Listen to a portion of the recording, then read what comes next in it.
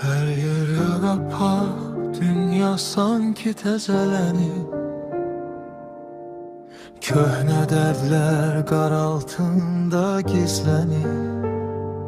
Bax göydən ulduzlar rəqs edərək enir.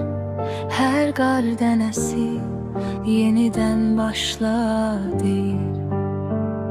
Soyuq deyil bu qışın bir zehri var.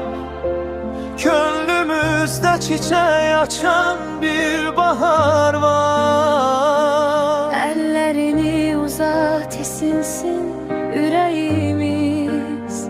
Birlikdə yazılacaq yeni hekayemiz. Qar yağır, sevgi yağır üstümüzə. Gülüşlər yaraşır gül üzümüzə. Buz bağlamaz ümidlər, biz varıq